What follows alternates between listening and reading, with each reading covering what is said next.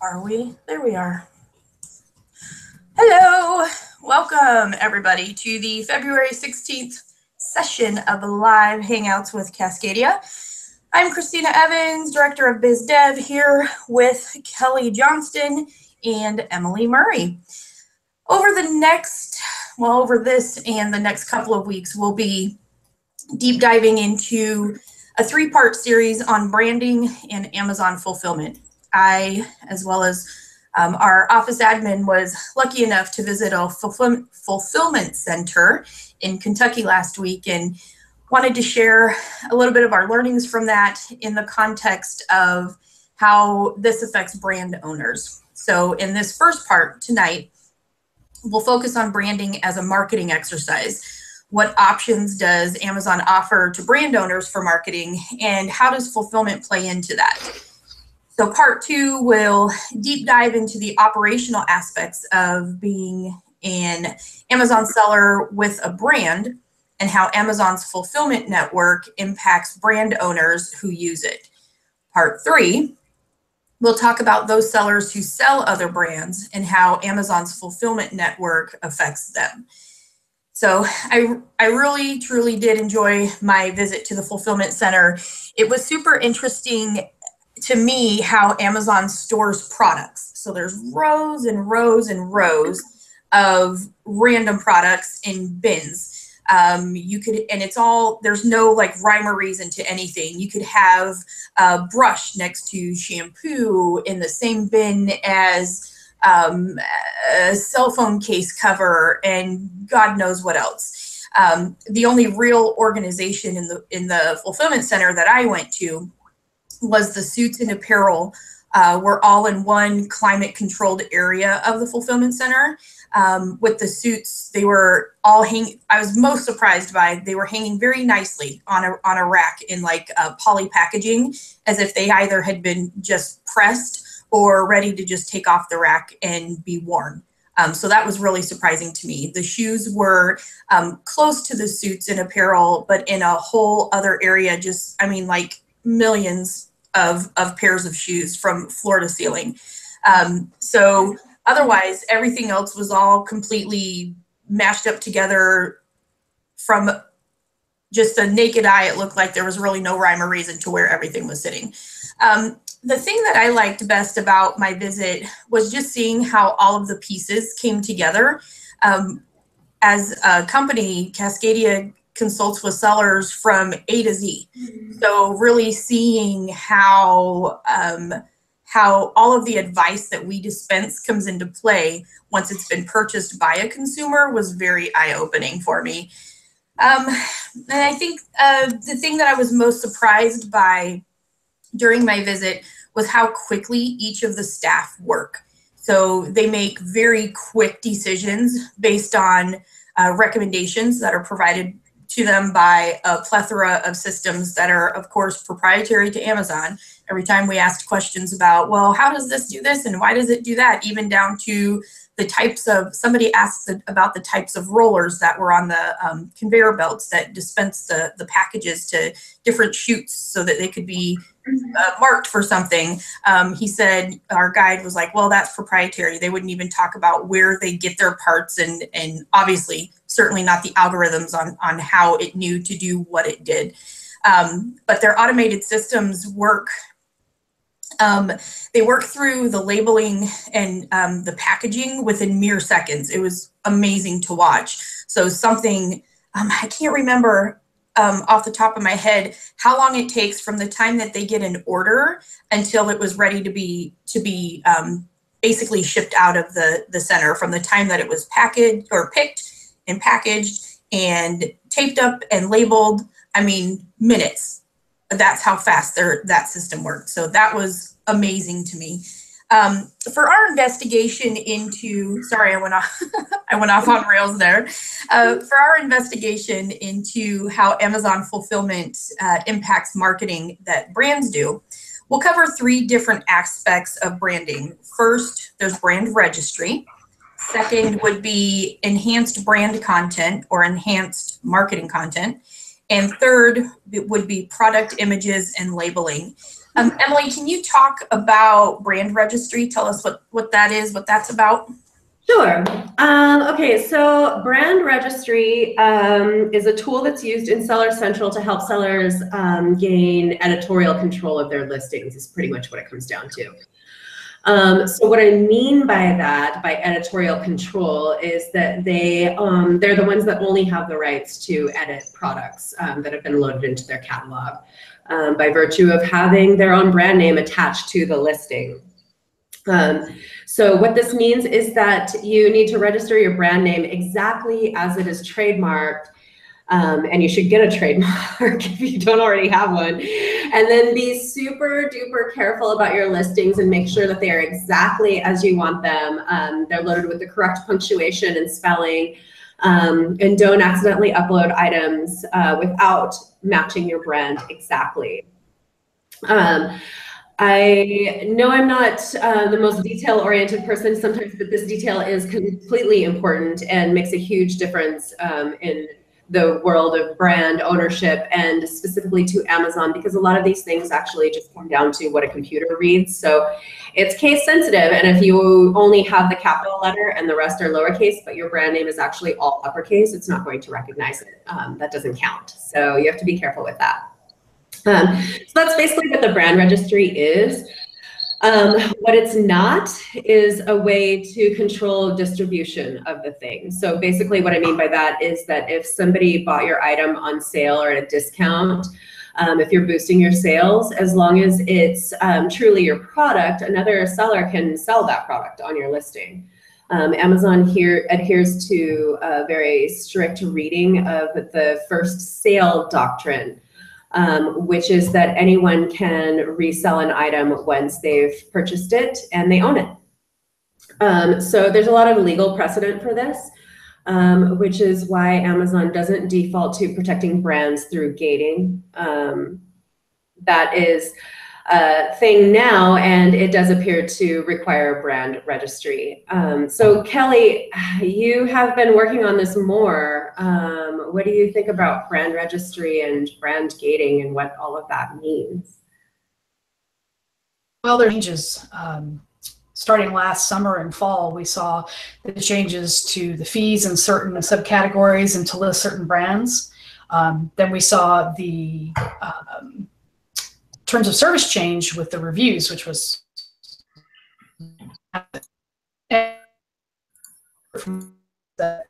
Amazon very sensitive to the issue of counterfeit and condition problems. So Amazon is extremely unhappy to see a counterfeit product go to a customer. I mean, that's the worst possible outcome, I think, in many ways to them. And to the buyer said counterfeit product, but they're nearly as unhappy to see a product in poor condition go to a customer. So arbitrage is not dead. It's certainly going to be more difficult to do that mode of sourcing on Amazon. So if you're doing retail arbitrage with substandard quality, you're not going to succeed on Amazon. All that being said, we're seeing that only brand registered sellers are getting brand gated. So this is a necessary first step. It doesn't seem to be consistent, however. So what we're assuming is that the brand registered seller needs to prove that customers are impacted, either through multiple counterfeit and materially different items on one listing, or through poor quality condition items getting to customers, which is aspect of this, but unfortunately the data has to be there. To prove this, we work with clients to do test buys and officially report them to Amazon. They move the original form, the dedicated reports form, into a seller support contact us ticketing queue. And if Amazon continually does nothing, then what we've been doing is directing the client to apply for brand gating, with all the proof that they've gathered, of course, through multiple cases filed. We've not seen any success in doing brand gating without this first test buy step, unless there was other just incontrovertible proof of customer harm that could be pointed out. Amazon is first and foremost about customers. Your rights as a brand owner are only as important as how they affect customers.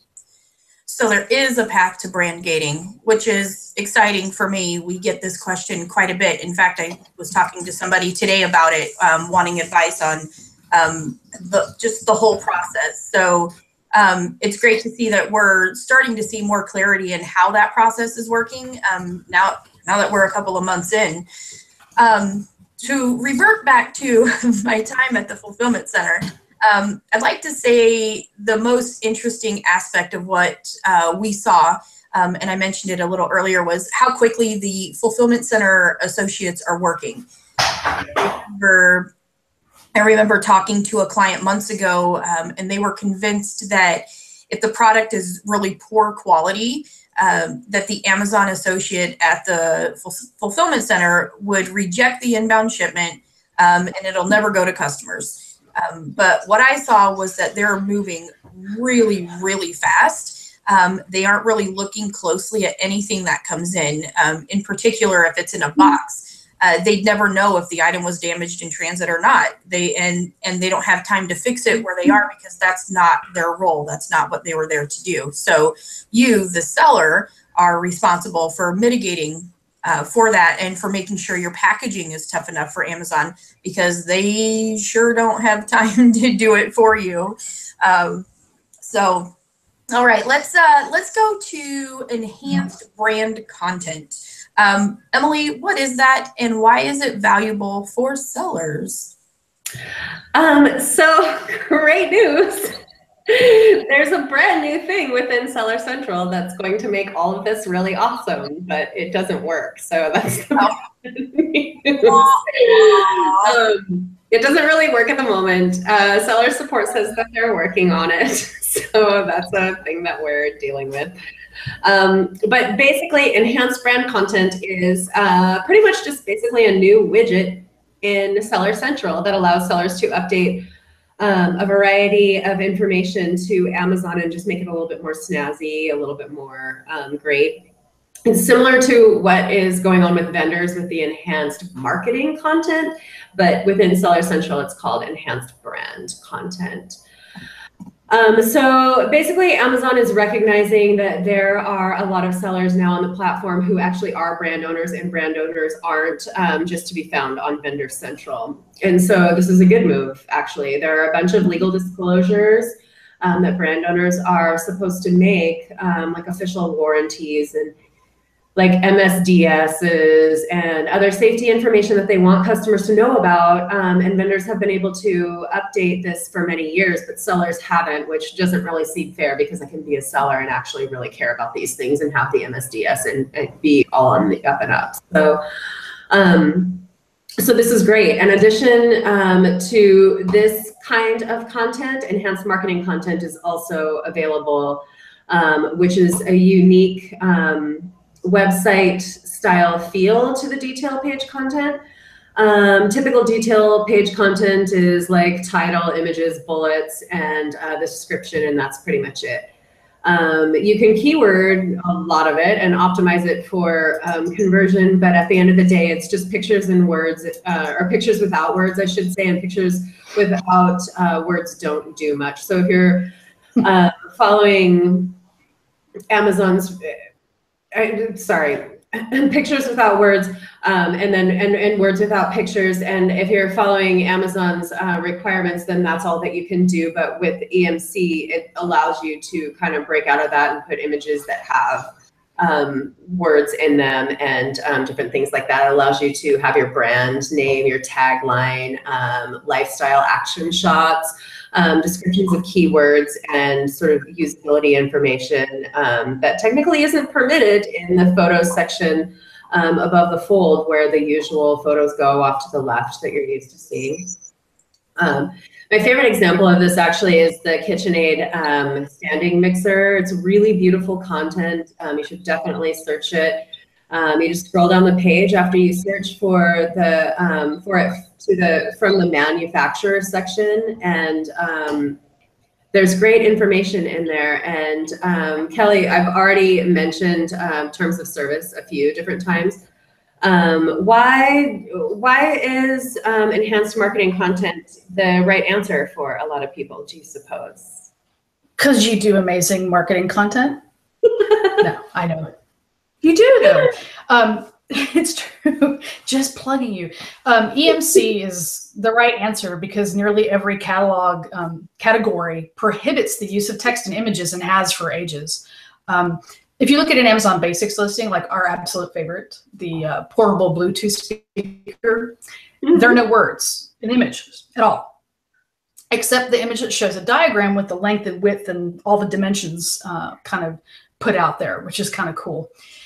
In most categories, words are not permitted at all, like I said, and I've worked on so many reinstatements at the ASIN and account level, and primarily the account level, which is how serious this can get, where the seller got warnings from Amazon about what they need to change, and they didn't because it's being done by so many sellers. And so it appears like this is okay, but no, it's not. So our focus as a company is making sure that our clients know what's going on. Even if you choose not to change your images, at least you know it's an issue and a potential problem for you in the future. I know I see those 100% satisfaction guaranteed images all the time. Yeah. Amazon's so tech focused, I'm sure they'll come up with something eventually to catch those. I do know as a consumer that I'm more drawn to, well, I wouldn't have known until I knew, to enhanced marketing content pages. When I'm looking at non-optimized listing, in my opinion, that's what I refer to it as in my mind.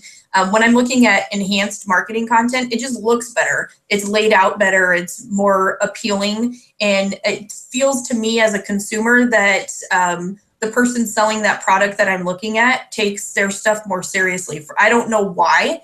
That's probably some data that Amazon has done somewhere in the past to say, yes, you should do this and this should be enhanced because this is why it's drawing their eyes somewhere and it just looks better. I don't know. I mean, think about it. To me, it's a risk issue. If a product looks really, underdeveloped, I don't know that I trust it to be good. If it looks all flashy and smart and awesome.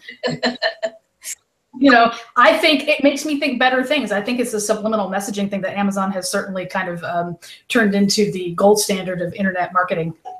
That makes perfect sense.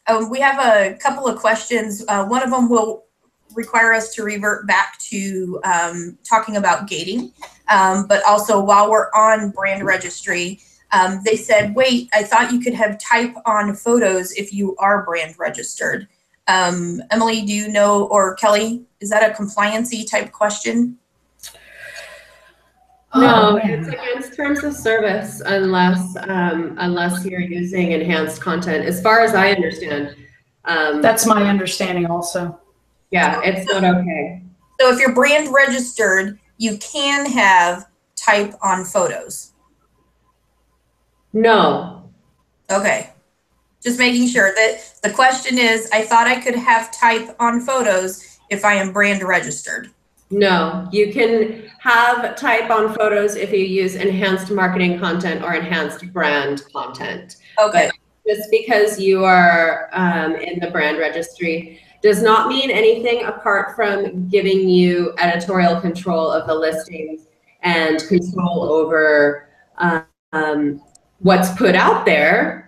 So you can then take it a step further and put enhanced marketing content on your listings. But brand registry doesn't do anything apart from, as far as I understand it, as far as I've always understood it, brand registry doesn't do anything apart from make you known. You're raising your hand, you're saying, I own this thing. I created it, it's my brand. Here's the information to show you that it is my brand. Don't let other people modify my listings. That's what brand registry is. Okay, so subsequent follow-up question, should they complain about others in their category that are doing that? Kelly? Pick your battles. Oh, I love the way that was. It is against terms of service, I guess. The thing about Amazon is they're not going to tell you, there's not going to be any, how you need like some satisfaction from your practical joke or from your thing that you're doing. Like they're never going to tell you. There's no doubt. They're never going to You will not learn that the seller has been punished in any way. It's not going to be anything that that something will come out of it for you. So what I would say is you should be careful with the battles that you pick because all you're really doing is raising a flag to Amazon ultimately. If you just go around nitpicking at everybody's stuff, they're just going to find you upsetting to the overall thing. So on the flip side, though, on the flip side of that, though, is that Amazon relies on sellers to help police the platform, since they do not do anything according to their terms of service, but provide said platform. So like Emily said, I think picking your battles can be useful. But if you are seeing really blatant violations, I do recommend reporting them, but do know that you won't be told the results, and do know that if you're doing the same thing, there's an excellent chance that that could come back to bite you. Completely agree. I guess think of it this way. Are you maintaining the integrity of the community that Amazon has built, or are you just trying to get back at somebody? Right, exactly. If you're trying to get back at somebody, just let it go. It's not even worth it. No one cares. But if you're actually trying to maintain the integrity of the community and you can see how this is degrading it or eroding it, then you absolutely should say something. I think that's a great sort of line to buy. So it sounds like you should, but you also shouldn't, because without context, Amazon could just either, I mean, you put yourself on Amazon's radar. So it's almost like they like you said, choose your battles. But I don't know. I think as a seller, if I saw somebody, I'm the type that if I see somebody violating, like egregiously, certainly, a term of service, and especially if it's affecting my ability to do what I'm doing legally, following terms of service, fully compliant, that would really upset me, and I would want to say something. But what I'm sort of hearing is, but also if I do that, I might put myself on Amazon's radar, so maybe don't do it. If you are doing the same thing, that's my main point, is that if you're violating a rule and you see someone else violating that same rule, and for some reason you are outraged by their behavior but not your own, and you decide to report them, depending on how you phrase it, it could cause the investigator looking at it to review you. Now, as a rule, does that happen? Probably not, because that would discourage people from making reports to Amazon. And as I said, they do rely upon the selling community to try to surface violations, since they don't proactively do a lot of investigations. They are reliant on that input. So but I agree with Emily, though, in the spirit and intent of your action matters. If you are doing this to harm other competitors and your idea is not to clean up the category, then I suggest you examine your motives. But a violation is still a violation. If you're seeing it, you should report it. But don't do it with the intent of trying to ruin your neighbor. That's not how this should work. So assuming you're compliant and you're not doing, what everyone else is doing, if you see something, say something. Pretty much. Right. Okay. We got a little semi off topic. I'll go back to one of the first questions that was asked. And, he said, would you gals talk about someone starting a supplement business on Amazon? When does the little guy get brand gating? So I'm assuming how I'm reading that question is probably a private label seller in supplements. He wants to get his brand gated. What would his starting point be? At what point what would he do, and where would his starting point be? Well, so supplements are competitive, okay, but they do have an amazing return on investment, and it is a significant amount of effort to brand build, and having an off Amazon presence is extremely necessary. I feel like that's true more so for supplement and consumable folks than maybe anybody else. And something else to consider that that I want to highlight is that your regulatory burden with something like this is going to be higher than other products. So that's something else to consider and factor into all of your building. So like, let's talk about fish oil, for example. Fish oil is a very saturated market, not to drive that oil part home, but it's a saturated market. And if the FC is not climate controlled, you're looking at melty soft gels and other nasty things that could totally spoil your fish oil. So we don't want you to do that. But there's a lot of other potential products to do. I mean, you could get into something that's I don't know, non-GMO, organic, something to differentiate yourself. But we go back to what we said earlier about how do you get into brand gating? You need to be trademarked. You need to have a brand presence. And if you successfully petition to get into the brand registry, you need to be doing test buys against whomever's listing against your ASIN.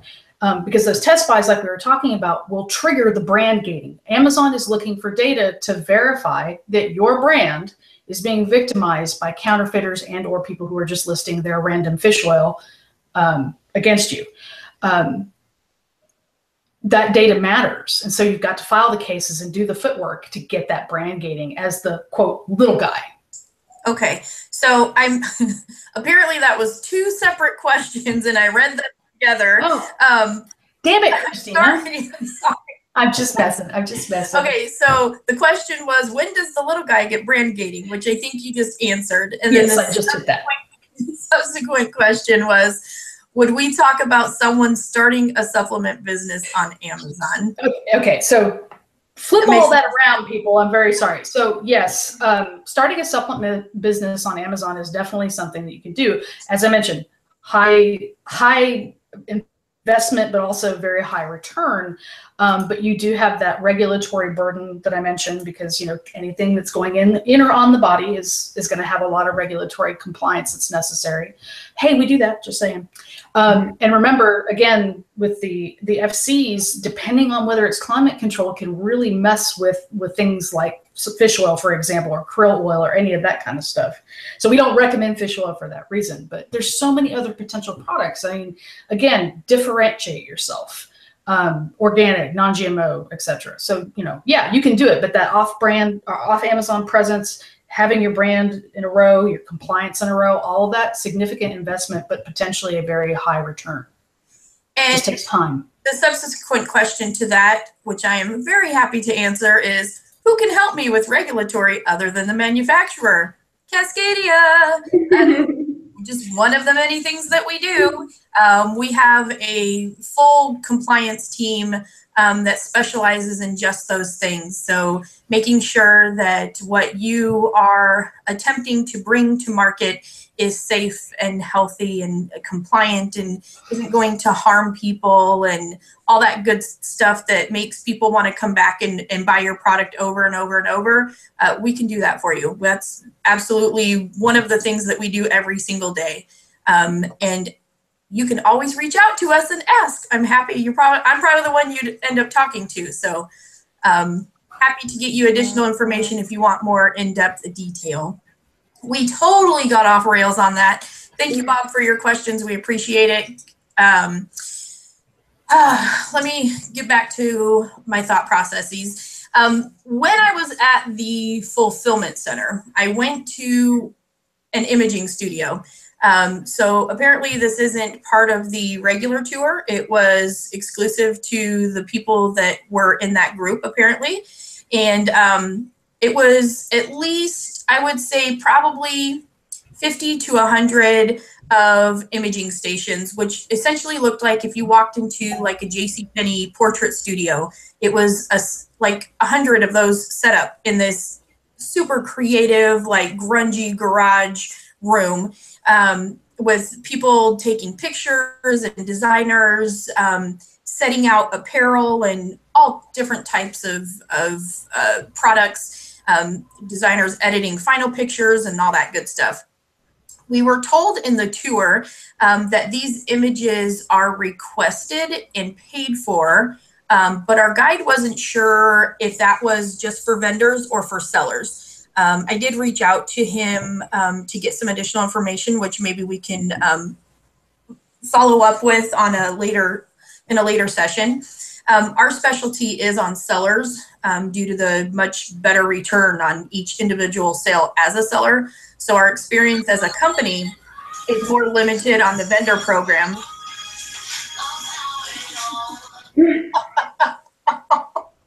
Sorry about that.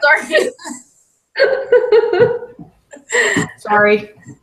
We should always have a dance party breakout in the middle of our sessions. I have to have alarms for certain things, and I forgot mine was going to go off at 9:30. We usually stop by 9:28 or so. I know. we're way behind today.